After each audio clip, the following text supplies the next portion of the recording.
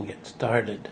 I'm speaking with Thomas Paquette, who is an artist living in Warren and working in Warren, Pennsylvania.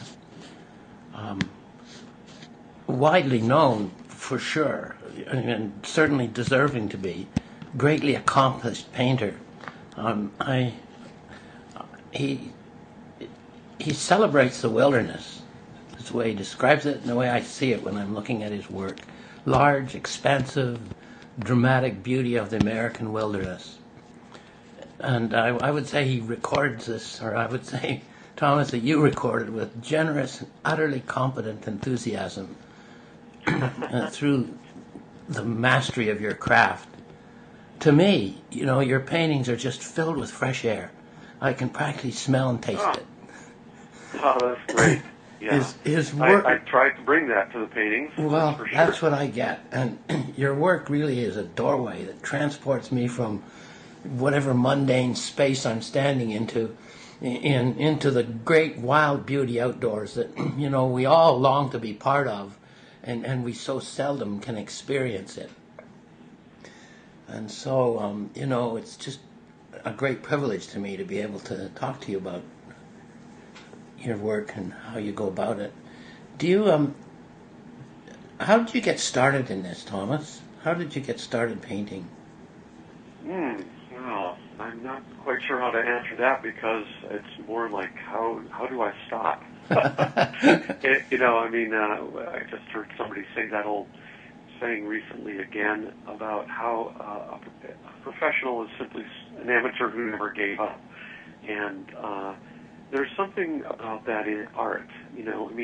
As children, we're very creative and responsive to all kinds of stimulus. And I think an artist is just somebody who continues to find that stimulus stimulating and work with it and report it to other people, communicate and evoke, I guess, something through their art.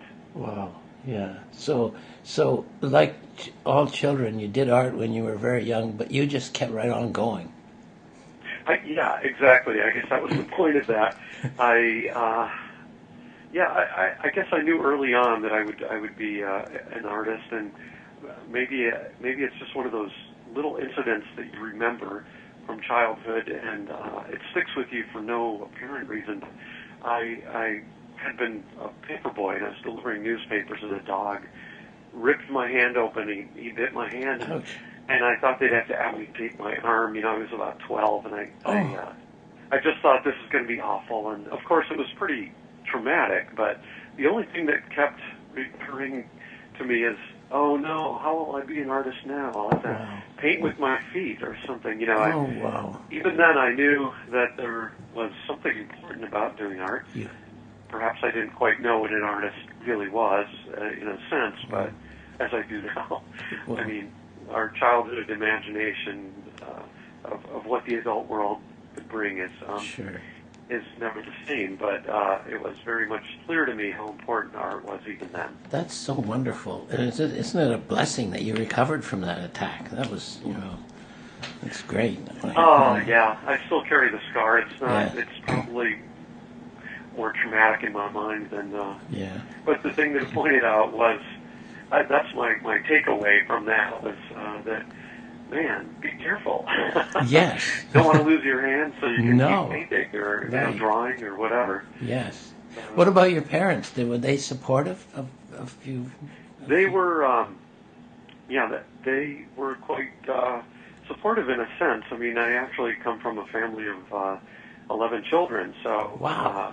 They had to spread that support around quite a bit. Sure. And but they, they were aware and tuned into and in principle supportive of being an artist. And the great thing is, with that many children, I guess parents wind up kind of throwing their hands up in the air after a while and saying they know what's best for themselves. Let them do it, right? They don't have much time to supervise you.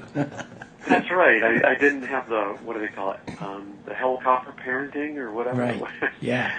So I guess that was a blessing, although, I can see where it could be a blessing to go the other way and have somebody there at back end call to help you in every moment. But they were supportive in a more philosophical way, I guess. Did you have any particular mentors when you were younger, when you were learning your craft? Did you? Oh, that's very interesting. Yeah, especially when I was. Well, I did go to art school for a little bit and university. I have a MFA and a BFA in fine art painting. Mm-hmm. But prior to that, I would say kind of self-taught, and I think really, well, most artists I know are self-taught. I mean, really, that's what we do. We're in the studios finding new things, and but mentors early were going to the museum and looking at Van Goghs and just absorbing that, and just standing in awe and wonder. Yeah, I've seen them in students in the Uffizi Gallery, for instance, in Florence, painting, just standing, just with their easels, copying. Just copying what's there in order to develop their skill. I have never done that in a museum painting, but I think it's a wonderful exercise. I guess I've always felt maybe, just standing in front of it and absorbing it long enough. It's a little bit, actually, there's a great parallel here that just occurs to me, that it's a little bit like when I'm in the landscape. I can take notes. I can take photographs. I've learned not to try to finish a painting in oil, especially outdoors, but what you walk away with is sometimes this longing and nostalgia and something that's kind of greater in a sense, or it gets amplified. I wouldn't say greater, actually, but it gets amplified back in the studio where you have this memory of an experience, whether it was in front of an artwork or a great landscape. Isn't that so wonderful? Yeah. Yeah, and you bring it forward. It's what your paintings can do for me. If I see them, these paintings, when I see the actual outdoor scene, when I'm there in it, it's fleeting. It lasts for a few minutes at the most. It's gone. I'm walking or I'm going away, or it's very, very hard to just be able to spend the huge amount of time that's needed to really, kind of swim in this. Whereas when you get the painting in front of me, which is, I recreate the experience, I think, that you're talking about for myself, I can get absorbed for as long as I want. That's exactly right. It is very fleeting, and it's got this other dimension to it when you're out in it, that you're really part of it. Yes.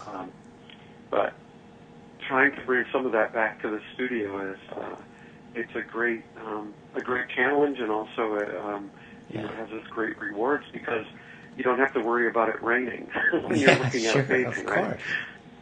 Well, that's just wonderful.